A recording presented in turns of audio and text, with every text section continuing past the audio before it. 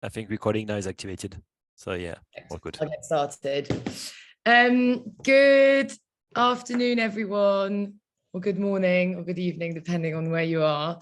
A very, very warm welcome to this International Women's Day panel discussion.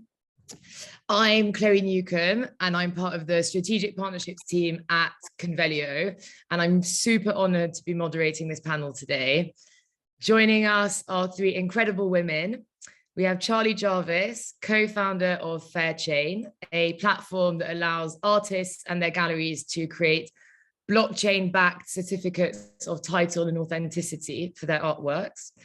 Dustyn Kim, Chief Revenue Officer at Artsy, the leading online art marketplace for galleries, auction houses, fairs, and institutions. And Bernadine Brocker Wieder, CEO of Arcual, a blockchain ecosystem offering smart contract solutions for the art community. Each of our panelists has made incredible contributions to their respective fields, and I'm really excited for everyone to hear from them. But before I start, a quick note on why we're doing this. International Women's Day is such a special day to celebrate the progress that's been made towards gender equality in society. But as we know, there's still such a long way to go, specifically in the workplace, and even more specifically in the art space and tech space. The statistics still show that women remain massively underrepresented in these industries and at the highest levels of business, with representation being even worse for women of colour. That's why this is such a great opportunity to hear from these women who have found great success in these industries and learn from their experience. Thanks for joining us today from all over the world, my fellow Convelio employees, as well as Arcual and Fairchain employees. I hope you'll leave feeling inspired and empowered by the insights shared by our panelists. I'm going to get things started now, but we'll have a Q&A section at the end. So make sure you keep your questions to yourself, and we'll open up the floor for questions after. Right. First, I think it'd be really interesting for everyone to hear from each of you about how you began your careers and how you climbed to the top of your field. Dustyn, you've had a really interesting journey to the art world. Maybe we can start with you. Sure. Thanks for having me. Happy to start. I will try to make sure that this story doesn't take up the entirety of our time together, because it certainly could. I'll give you the hyper summarized version of my background. Starting all the way from the earliest days, I was born to two young, crazy teenagers. My mom was an artist and worked in a print shop growing up, and my father was ultimately a technology exec on Wall Street. So I share that simply because it is an interesting blend of business and art that perhaps influenced me super early on in ways that I would not yet appreciate until much later in life. So, I kind of grew up with both of these forces in my life, obviously, and that flowed through all the way into even what I studied in college. I studied English literature and economics. Like, I always kind of had this push-pull between quant and qualitative, or hard and soft skills. I kind of grew up professionally in consulting. And from there realized that I was very interested in, I'd say that's where I kind of had the beginnings of a dream to be a C-suite executive. I liked the strategy and kind of marketing type of consulting projects the best. And I really liked being with the senior leadership team and seeing how they managed not just a division, but a whole kind of portfolio of businesses within a single company. So it was really consulting that kind of pushed me primarily in the business direction for quite a bit, and also kind of got me focused on that ladder of what is it going to take for me to get to a C-suite spot. From there, I went back to business school. I did realize that if I wanted that C-suite spot, I needed more of the harder side of the skills equation. So I went to Wharton Business School. I did that quite intentionally. I was targeting, I think from even a personal brand perspective, I was more of this like liberal arts, had done a lot of work even in change management. And it was like, I wanted to make sure that I had the financial and accounting chops to hang with the best of them. And the best of them being mostly male in my mind at that point in time. So after business school, I still remained hyper-focused on, it was much less about the industry, much more about that ladder that I was trying to climb for myself towards C-suite. So I took various roles in what was primarily strategy and operations and corporate development, like M&A types of roles across industries that varied from financial services to ultimately legal, content, and technology. And realized at some point along the way that in a strategy or operations role, you're always kind of an advisor. And I knew that I both needed the experience and wanted the experience to kind of test my own mettle. So I spoke up to anyone who would listen and said, I want to actually either run a product line or run a business unit so that I get that general management experience and have full accountability as opposed to being in an advisory role. And long story short, I ultimately got that experience at Lexis and then ended up from there moving over to Artsy quite serendipitously is the word I use. I had a friend that worked in marketing at the time. I had lunch with her to pick her brain on some B2B marketing tactics that I was considering trying. And as we were talking, she was like, I didn't realize you're leading a business that is a subscription software business. At Artsy, we need a leader for our galleries business, which is a subscription-based software. And you should really meet with Carter and Sebastian, the co-founders. And the rest was history. I will say, as kind of a post note to that story, I was at that point in time, I had definitely reached a point personally where I was no longer motivated by just climbing the rungs, and I was no longer satisfied with the kind of lack of connection to the industry that I was in. So I was also at a moment where I was like, I had kids, and I felt like if I'm going to show up somewhere and, work my butt off 12 plus hours a day, it better be for something that I really care about and that I'm really connected to, because I'm leaving my two most prized possessions in the world, my children, behind. And so it was just like, I really honestly felt like the Artsy moment appeared at like the perfect time in my life when I was kind of starting to question everything. And then here was this amazing opportunity with an industry that connected to me in a really personal way. Amazing. Thanks, Dustyn. And maybe we could go to Bernadine next, because your experience is totally different because you do have an art background, and then the tech world found you later. Yeah, absolutely. So I think I'm probably more of an autodidact on the tech and business front, and did more of the kind of educational side on an art front. So I originally trained, I grew up in the Dominican Republic. My parents are Dutch.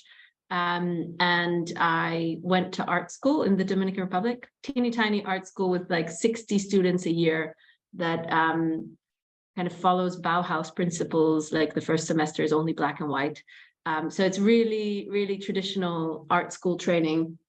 And slowly grew in the art space to train as a graphic designer, an illustrator, the typical kind of commercial art application. And then decided to, I was working for the fashion industry, and someone called me old-fashioned or something like that. And she was probably 50 at the time, and I was 21 at the time. And I thought, maybe I am old-fashioned. So I did a master's degree in art history. It's this course done at University of Glasgow together with Christie's Education that was kind of focusing on 1450 to 1950, being able to catalog art, and did that and really enjoyed it, and got a job. Well, the way to get that job was quite interesting on an International Women's Day, because I finished my master's degree and the only job I could find was a summer job working at an art fair as a hostess. And what did that mean? I had to wear a dress, a pretty dress, and walk around an art fair telling people where the bathroom was and where specific exhibitors were, and smile and nod. And you could think that's not really a career move, but I actually got my first job in the industry as a result of that, because I said, okay, I'll do this, I'll wear the pretty dress, I'll walk around, whatever, but people are going to know that I'm really good at selling and everything. So I got to know all the exhibitors, and one of the exhibitors at the art fair actually offered me a job to set up a gallery in Mayfair, selling Impressionist and modern art, as a result of just taking that job way too seriously for what it was on the tin, if you want to, if you want to see it that way. So I helped set up this gallery in London called Trinity House. They already were in the Cotswolds, and I set up the London gallery. It grew immensely, and we set up a gallery on the Upper East Side as a result of the success of London. And while I was there, I had an idea for a tech startup, because I saw we lent a few pieces to museum exhibitions, and because our art was online, it was for sale online, and museums would approach us and say, hey, I want to borrow this Degas drawing or whatever it was. And then collectors who we knew said, well, but I have a much better piece in my collection that would be good for this exhibition. And so that was kind of the spark of what was my last company, Bastari. I ran that for 10 years, connecting collectors, museums, exhibition producers for touring exhibitions worldwide. And in 2019, we facilitated about $2 billion worth of content going around the world.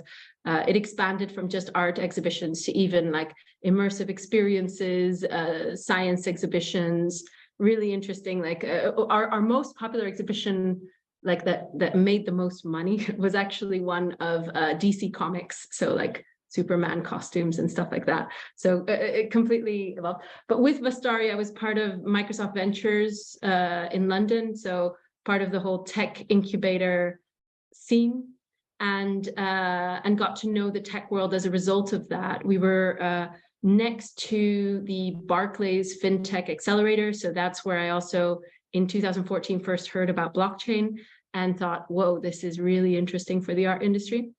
So when last year, the shareholders of Bastari decided to sell, around the exact same time, by some stroke of fate, I was approached about this job at Arcual that is about building a blockchain infrastructure for the art world. And I thought, gosh, yeah, exactly. This is the moment. I really want to work on this.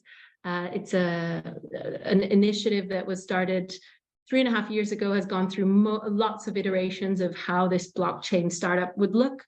And I felt that I really wanted to get involved to make sure that it's not just blockchain as a buzzword, but that actually it's using that power of smart contracts and immutable ledgers to positively impact the art industry. And I can talk more about that.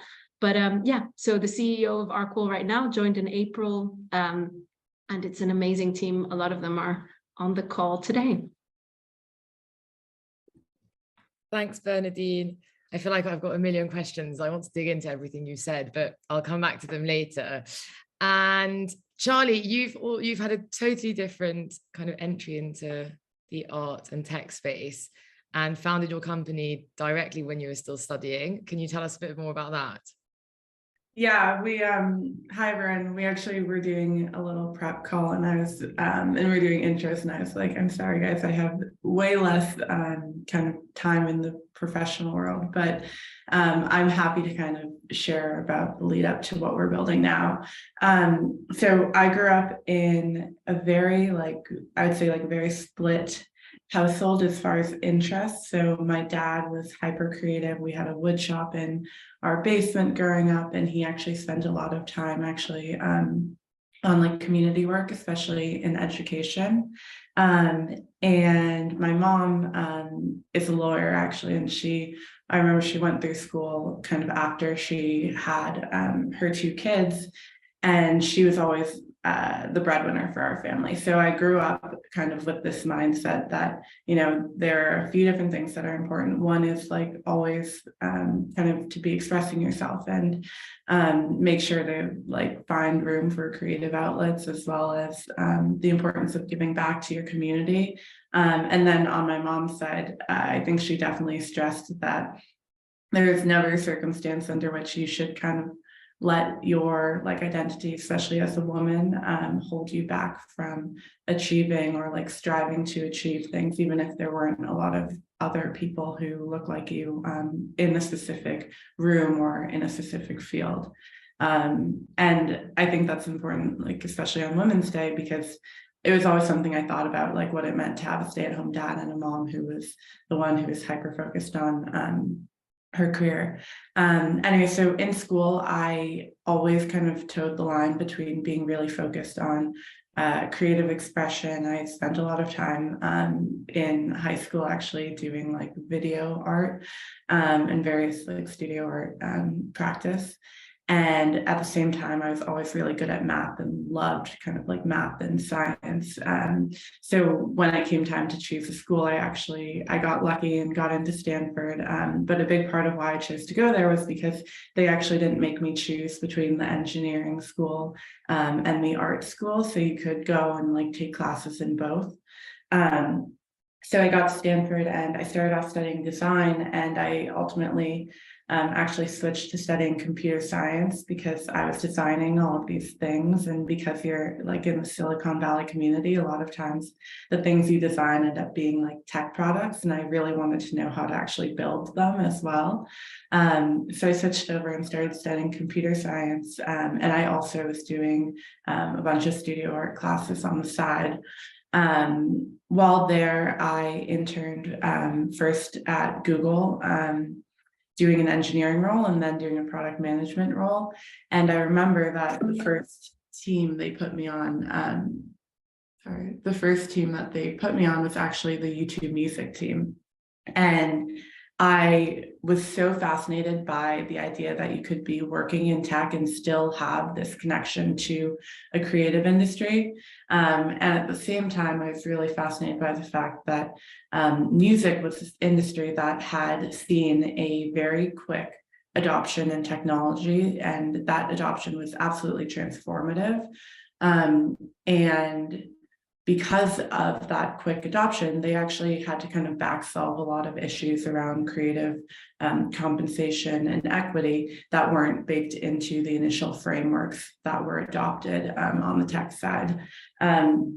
So kind of fast forward, and my senior year at Stanford, I was actually in parallel working on my master's in computer science, and a friend of mine at the engineering school introduced me to my co-founder, Max, who's at the business school and working on a project that was, vaguely in the art industry. And she was like, I know you love art, and like he's looking for someone who has technical experience to join his team.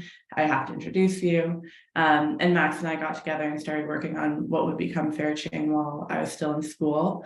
But one thing that really fascinated me about the ability to apply technology to the art market is that the art market is this completely technologically unsaturated landscape.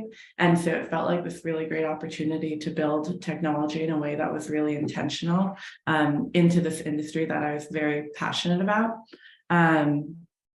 So Max and I actually incorporated the company while I was still in school.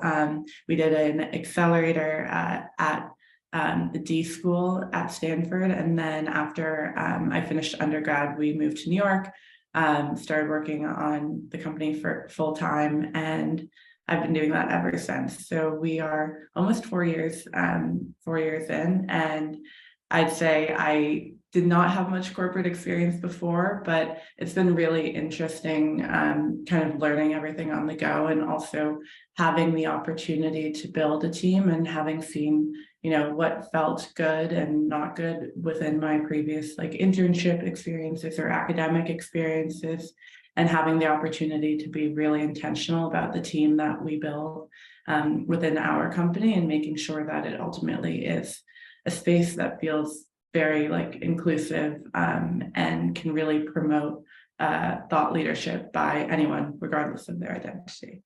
So that's a little bit about me. Thanks, Charlie. That was really interesting. And it's just, really encouraging hearing all your journeys, and given that you've all got such different backgrounds, yet you've all managed to be really successful, and you're all working on something you're really passionate about, which is awesome. Let's touch on the gender gaps that you find in both the art and tech space. It's interesting for the art and tech space because they're slightly different. Like in the arts, what you find is that the majority of people that study the arts are women. I think it's something like 60%, yet only 11% of women hold senior positions in the art world. Whereas in the tech industry, what's interesting is more the types of positions that are held by women, who are often hired for more non-technical roles like marketing or human resources. I think they make up half of entry-level non-technical roles, and it's a much smaller percentage for technical roles, and that percentage drops even further for women of color. And Charlie, given that you studied computer science, I mean, you're really breaking the mold when you take into consideration these stats. And I know you touched on it a bit about how you came to study computer science, but I'd love to hear more about the decision to do that. And, you know, were there other women studying computer science with you, and how was the experience as a woman in such a male-dominated industry or field? Yeah, I mean, being a Black woman in computer science is definitely like not the space where I see the most representation. And I'll caveat it by just saying that, like, as a person who's both like a racial minority and a gender minority, I always kind of think about it from an intersectional perspective. But at Stanford, I think it was really interesting because I actually was able to find a lot of other women who were studying computer science and who became a really great like support network there, whether it be like forming study groups or sharing internship opportunities. So I felt very supported there from like a gender perspective. As far as a racial perspective, there actually weren't many. I actually never had a person of color computer science professor, which was a very interesting thing. But when I was actually interning at Google, I think that was kind of like the big wake up moment as far as like representation. I was interning there the same summer that this kind of manifesto came out, or calling out the lack of diversity in the workplace there. And the stats were really quite crazy. I remember doing the math and being like, okay, I'm less than 1% when we think about like women of color who are in these technical roles. And on the engineering side, I think there was a little bit more representation, but when I did my product management internship, I remember that I was just on a team full of men, like I was the only non-male on the team. And what was really important for me actually was that on my very first team, I had a product manager who was a Black man who had started a company that sold to Google, and that's how he became the product manager there.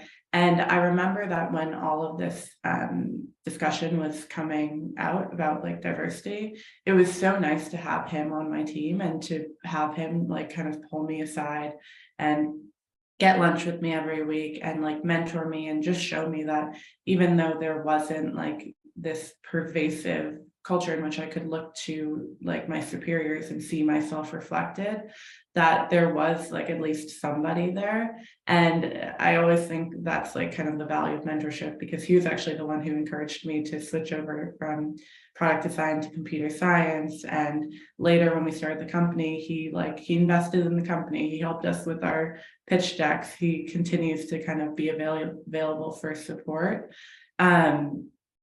And I always think of that as like one of the most important things that I got out of that experience. So yeah, I mean, I guess I've never seen so much representation, but among all of my experiences, it's been really important. The people who I have found who have allowed me to kind of see myself in these roles and understand like my identity as having a place, whether it be in the educational sphere or in the professional sphere. It's really interesting, and it sounds like having that mentor is just really key to enjoying that whole experience. And Bernadine, maybe I can come to you for this question. You know, I mean, it's a pretty big question, but what can companies do to bridge this gap, this gender gap? Can they do, you know, for example, in this, you know, your company is a tech company. I'm sure you have lots of tech people at the company. And if we consider Charlie's experience, is that just a question of having more people studying computer science, and can companies really do something about that? Or I'd love to hear your thoughts about that. I guess my instinct is I don't know. I think that it's still a little bit of uncharted territory, because we still do have a majority of engineers that are men, especially in senior positions, and it takes time to have change. And just on a kind of tangent but related note, I was speaking to someone from a legal firm that had hundreds of partners that wanted to get set one of those goals, you know, like 50-50 representation on partner level by 2040 or something. And they had kind of said it in passing a long time ago and thought that's a long, we'll make it. And, you know, and they then actually like took it down and looked at like, okay, what do we need to do to have that parity? I don't even think it was 50-50. I think it was 30% female partners at the legal firm by a certain date. And what they found was that in order to hit that, if they looked at the number of partners that joined a year, etc., it would have to be that every single partner that was brought in was a woman, in order to get to that percentage that they were saying, just kind of finger in the air, this is what we think would be right. And then that causes a problem too, because you want to be hiring people based on merit. You want to make sure that you're not just having this kind of reverse sexism, that you're that type of thing. So it's a really difficult balance where, oh gosh, I'm in a room with light that turns off after a little while. So it's a real balance of figuring out what we can do to make sure that there is representation, but also admitting that we have hundreds of years of misrepresentation that we're trying to fix in a century. And so kind of it's going to take time, and we need to be positively reinforcing everything, but also it's not going to be something that changes overnight. So yeah, I guess the answer is I don't know, and I don't think any of us can answer it that quickly, because it's a systemic problem rather than just one company or anything. However, having things like having openness, discussing it with teams, raising awareness of the fact that there might be more men and that we should be trying to get some more women onto the team, etc., could be helpful. But I really think that it's a huge problem. And that's why days like today still matter, even though we have a very different perspective. And I don't think there is a lot of companies don't have a problem with gender bias anymore necessarily, but it's just raising awareness of how long it's been and how long it's going to take before we get to that next to that parity. Just to chime in too, I really connected with that. I think as women, like, we understand so much that it's really important to have other women in leadership roles, but that doesn't make it easy, even if you are the person in the position of power to do this recruiting, right? And on the note about it being like a systemic issue, there are reasons that it's a lot harder to recruit women, even if you have a goal of, you know, having a certain, you know, percentage of women, which I think on our team, we definitely do have that goal. There are a lot of things that we ultimately go against, right? Like, for example, I think as a woman, you have a lot of pressure to have a certain brand name associated with like all on your resume so that you can add the credibility that you need. So as a startup, it's hard to get people who aren't going to the big name brands, because women do face like certain pressures. And I think that we can do a lot as far as, you know, having intentional conversations around hiring and, you know, making sure that, you know, you're not selecting for the wrong thing. So like, if you have a hard stance on, you know, I'm only going to recruit people from an Ivy League school, well, it's also worth thinking about whether that's the best metric for success, or even how much representation are at those schools. And so there are things you can do to be kind of intentional about that recruiting, but at the end of the day, it's worth acknowledging that it's hard. I would just that's a really good, oh, sorry, go ahead, Dustyn. I was just going to say, I would add that I think intentionality is the key element here. Intentionality around kind of what the goal is, and then making sure you are really measuring where you're at. So it starts with just really getting a good understanding of where the company's at or where the art market's at. And then trying to just take really concrete steps. At Artsy, for example, we realized we had like an upper funnel recruiting problem where we weren't getting a diverse enough mix of candidates even applying for the roles. And so then we're looking at, okay, where are we posting the roles? Do we need to broaden where we post the roles? Do we need to change some of the criteria, education criteria, for example? Like it kind of seems like a no-brainer to say, oh, you must have like X plus years of experience from a top tier school if you want this role. And I think you have to be really intentional and take a step back and say, is that really what's needed for success in this role here?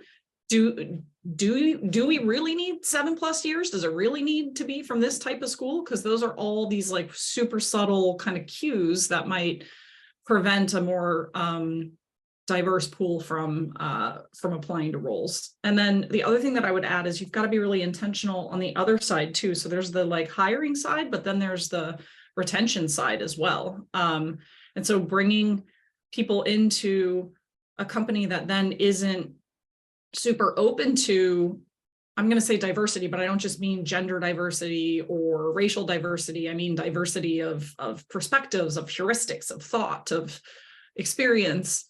You've got to create that culture of kind of openness and the welcoming of differences that ultimately I think makes for better companies. But to me, the key is just being really intentional about what the goal is, what the steps are that you're going to use to get there, and then continuing to like measure and iterate. Anyone who's worked with me, that sounds very me-ish. But I do think that is like, it is just, you've got to constantly stay on top of measuring where you're at and then understanding what the next kind of intentional step you're going to make towards parity. Thanks for that.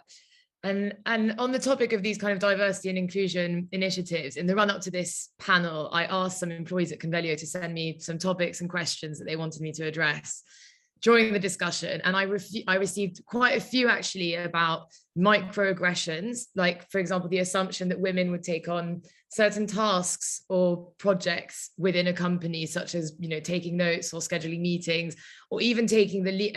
And also one of the examples was taking the lead on projects like diversity and inclusion initiatives. Bernadine, I'd love to know if this is something that you've experienced in your career. And if so, has that changed the further you've progressed into your career? 100%. I think there was a certain level of advantage having grown up in Latin America. So nothing shocks me, really. There's a lot of freshness in Latin culture, in how you look at women and how you talk about women and what you expect women to do, that if you're used to it and you're used to brushing it off, it kind of, you can let it go, you know, rather than letting it keep eating at you.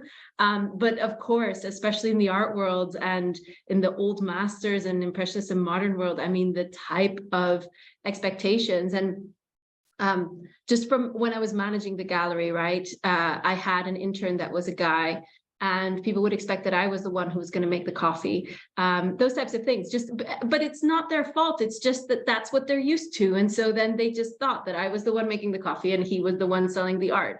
And you kind of have to make it clear somehow and make sure that you don't take it personally, because I guess the truth is I've also done it a few times before too, right? You sometimes have an assumption that you then think, oh my gosh, of course that person doesn't work here, or whatever it might be, that just people sometimes make assumptions in speed or whatever. And it doesn't necessarily, those are microaggressions, but it doesn't necessarily mean that they're being aggressive on purpose. It's this whole unconscious bias issue, right? And so I think forgiveness is a part of it, is just being able to like acknowledge, maybe be able to talk to people about it and say, hey, that really pissed me off. That really actually wasn't really nice. Or clearly with a client, you're not going to say that, but maybe you can say to the intern, I think I had quite a good relationship with this intern, and I even mentioned it to him, and he did something like to kind of big me up at one point, you know, like just to like make it clear, or would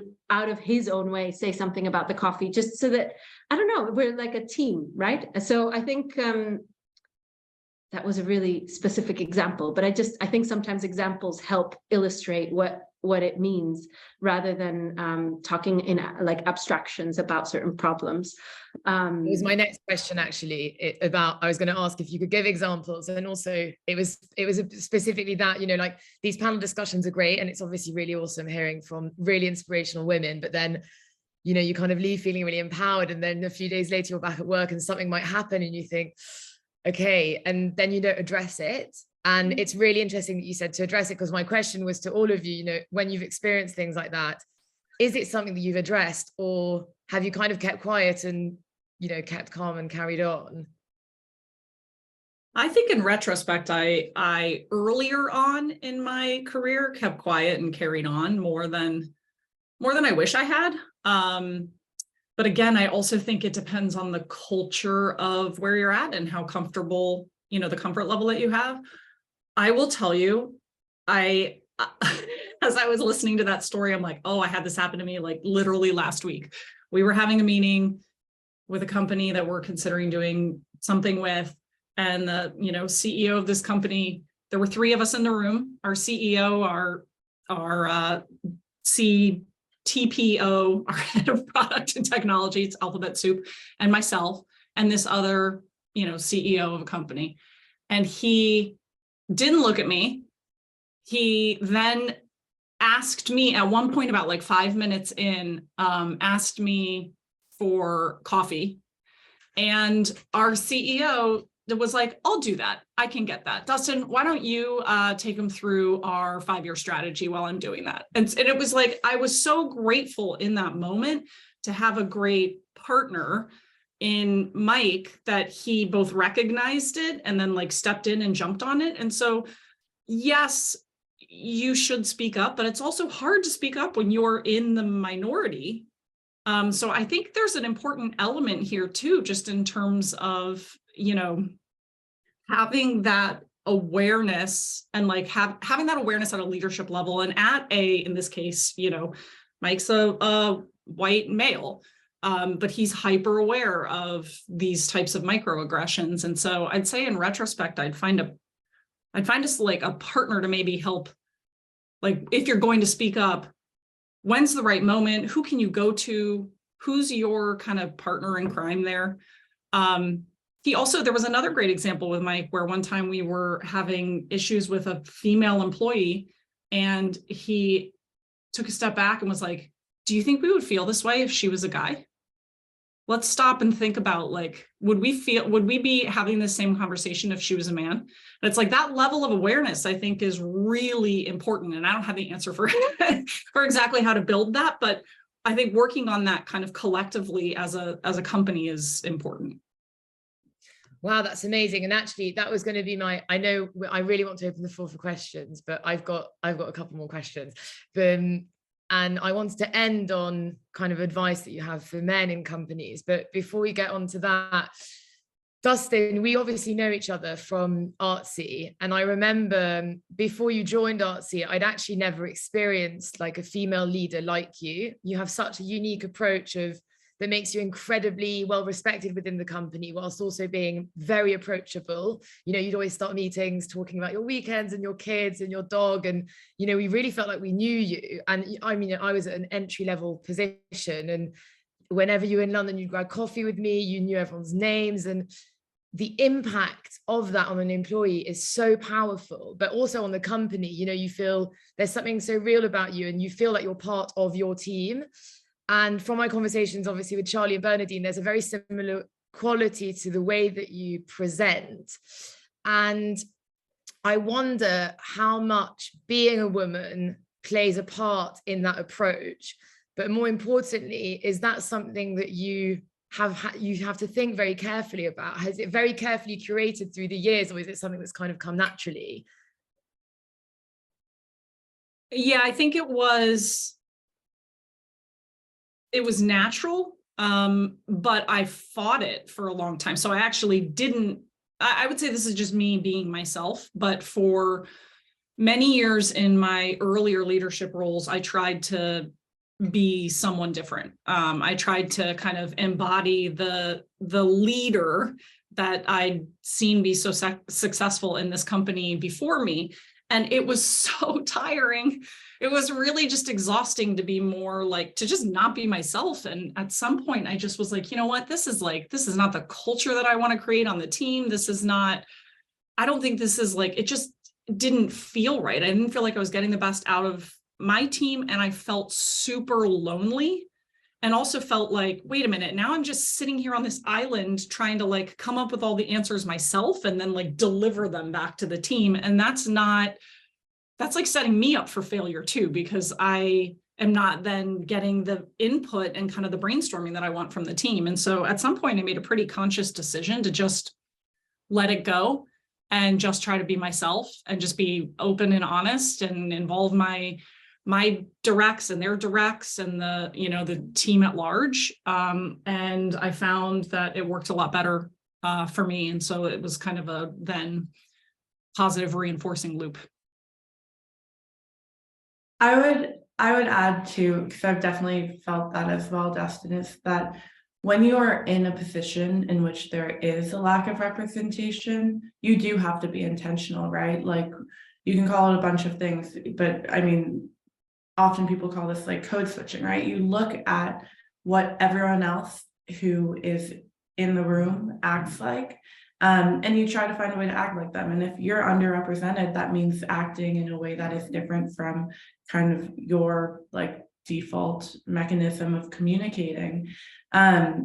And so, yes, if it's all men in a room, then you're gonna, like, as any intelligent individual, you'll say, okay, well, this is how people act to get ahead here or to get respect here. So how can I act like this? I think one of the things that is most powerful to think about as a woman is that a lot of times we talk about being a woman as being like a disadvantage because of this lack of representation, but it's really under discussed how being a woman actually makes you really incredibly set up to be a great leader, right? And when you can bring your whole self and all the things that, might be distinct about the way you express yourself and the way you communicate, I actually think there are these huge assets, right? Like, for example, women are raised to kind of be able to be or socialized to be like more in touch with their emotional selves. And I actually think that as a leader, that's an incredible thing, right? Having a very high EQ and caring a lot about the impact of your words on the people that you're guiding, and even just having this hyper sensitivity to the way that your actions are affecting others. I think that makes you a great leader. It makes you a great business person. And so the minute that we can get out of this mentality of like, oh, me being a woman is a disadvantage, I have to act like XYZ, and instead shift it to being in the mindset of, oh, all the things that make me a woman actually make me set up to be an even better leader. I think that's a really powerful thing.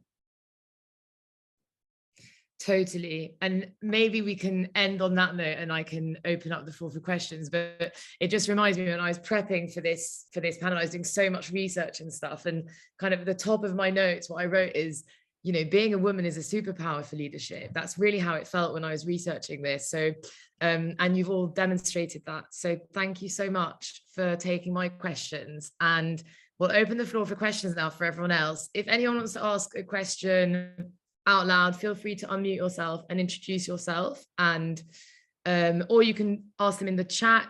And my colleague Otavia has put a link if anyone wants to ask a question anonymously. We've already got some submissions, so let me start. What are some practical ways to support other women professionally, for example, colleagues or managers? Does anyone want to take that? I can take it. I was trying to be quiet and not jump in. I think, practically just be there for each other. Make sure that, you, like, as a woman, you see/experience some of the challenges, and being there for one another, being aware of kind of the dynamics of a room. You might be in a position to say, let's say there's someone who on your team is, tends to be more quiet. You can take a moment in that conversation to say, hey, Chloe, what do you think about that? Like, you can be that person that tries to draw Chloe out. And then, you know, I'd say as you're coming up in the ranks as well, make sure that you're mentoring other women and make sure that you're helping to encourage them to apply for bigger, broader roles. And, you know, if you're in a position as a hiring manager too, make sure that you are absolutely staying focused on your pipeline and, you know, go hire other women, support them. I also think that on a practical note, like being honest about the difficulties and what happens is helpful. So I know that from seeing some of my friends who managed having a very ambitious career with kids, I thought, oh, I can do that. My mom was a housewife, so I hadn't really seen that as close as, for example, Charlie has seen it, and I was still thinking that there was like that you would have something would have to give, and you can balance it. It requires a lot of organization and a lot of communication and a lot of collaboration with your colleagues, but you can do both.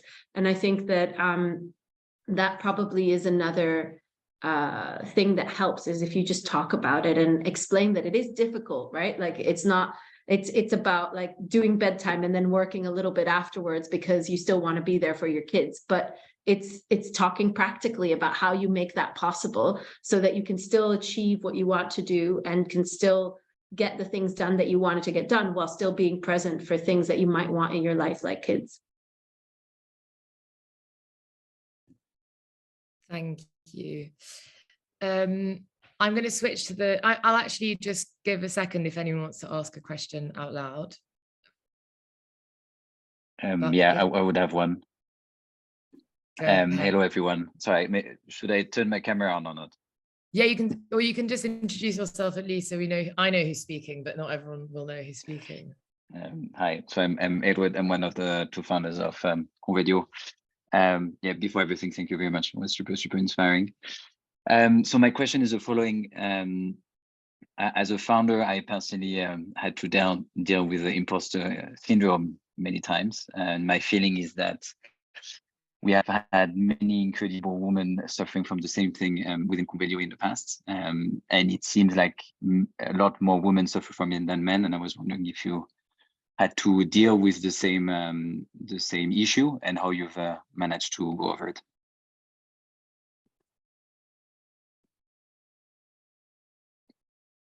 I think we're all being respectful of each other. I can jump in quickly. So I think it's a serious issue, but I think that, again, it's about having good communication with others that helps you understand what you can achieve. And I think probably also demystifying some of that construct around powerful men, I guess, where you realize that everyone's an imposter, and that everything is kind of a construct, and that you can construct whatever you want. I think it happens all across the board. And so I think having more clarity about that helps you feel like you're not alone. Yes, everyone's faking it till they make it. We'll fake it. Like I had I used to be really nervous about speaking up in meetings, and I just get really self-conscious. And I kind of took a step back and I looked at, I had a female boss who was also a phenomenal kind of mentor and broader influence in my career. And I looked at her and she was so confident in these meetings. But as I worked more closely with her and really got to know her, I realized she doesn't know everything. I'd hear her talking about these, subjects in these meetings. And I'm like, I was feeling like I had to know this level of depth before I could speak and share my opinions. But then I knew for a fact that she had about this level of depth and she had so much confidence. And I was like, you know what? I think I'm just going to try it. And I literally thought of it in my head as acting. I was like, I'm just going to act. I'm going to just pretend that I am Kumsal, this woman, and I'm just going to try it out. But I had to literally force myself, and I had to actually think of it as acting. And then eventually you do it enough times over and over and over again, and it's just like any other skill. You build the muscle and it becomes easier, and next thing you know, you're not acting and you are much more comfortable. To add to that, I think that I definitely have had this experience of like being able to have imposter syndrome in basically everything. Like, this is the first job that I've ever done, and so I constantly am doing things that I haven't, and I have no clue what I'm doing, right? And I think it's honestly been really freeing to get away from the idea that, you know, like, you have to know exactly the right answer and you have to know exactly what you're doing. And it kind of speaks to the point about like, everybody is faking it, right? Nobody knows exactly what they're doing. But for me, what's been really useful, especially being a leader that is, you know, working with people who are, I think there's only one person on our team who's younger than me, right? Like, everyone else is older and more experienced. I think it's been really helpful for me to kind of own that and be like, hey, I actually don't know all the answers. Like, I don't know exactly what I'm doing, but my job here is to make sure that like I'm opening up space for us to really like capitalize on the knowledge of the other people on the team, the other people in our networks. And here's like my idea for the best way forward. But like, if anyone else has other ideas, this is an open space and we can kind of try to work out the best solution from here. So, and to the point earlier, like, I actually think that's a really good way to lead. And it's ultimately like to people's detriment if they pretend they know all the answers, and that like ego actually ends up building a lot of really bad ideas.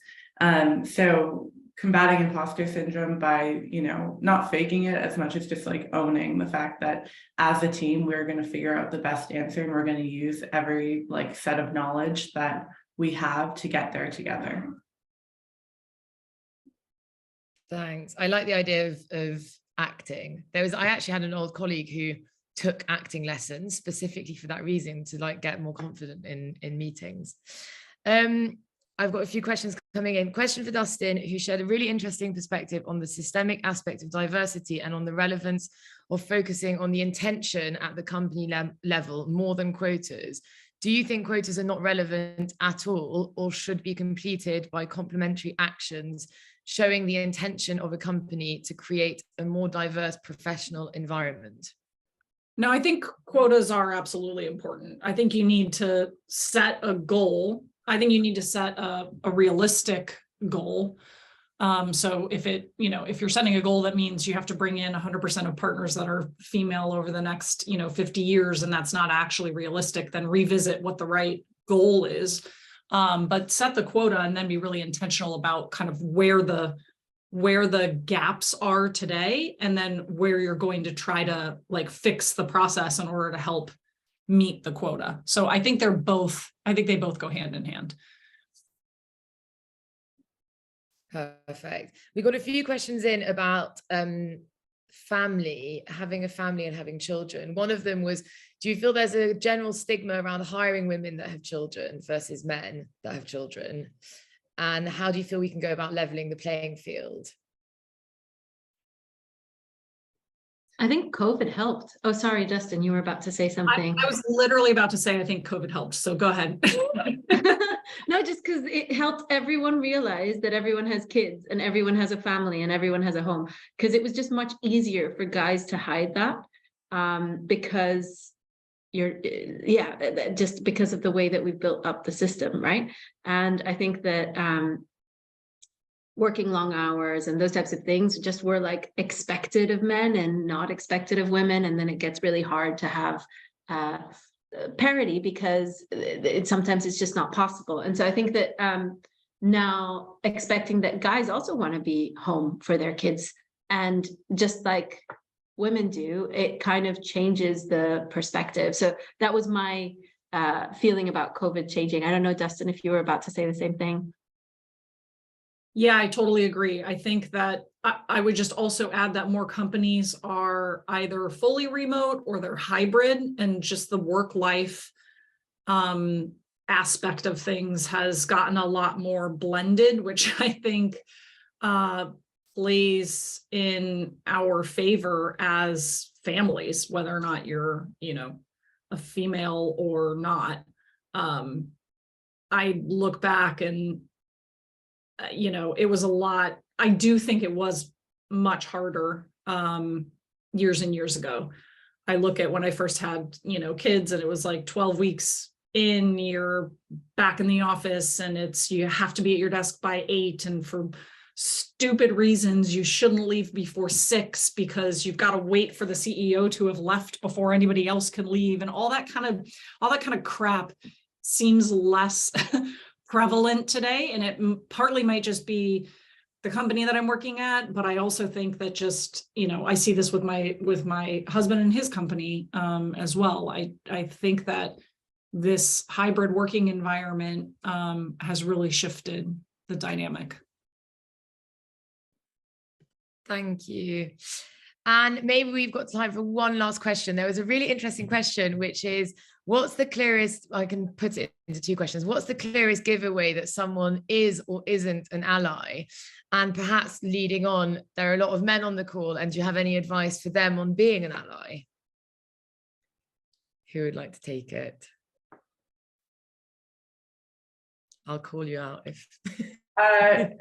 I'll go. I don't have an answer for the first part, but advice on being an ally, I would just say make space, right? And like be very intentional about it. Like when you're in a meeting, think about the amount of time that you're taking up and make sure that you're making space for like the women in the room to be contributing as well, and make sure that, when there are various projects, you're making space for women to be the ones leading it. It's very easy to assume that everyone has the same communication style or contribution style. And so I think being an ally is acknowledging that that's not always the case, and doing what you can to contribute to like parity within the workspace.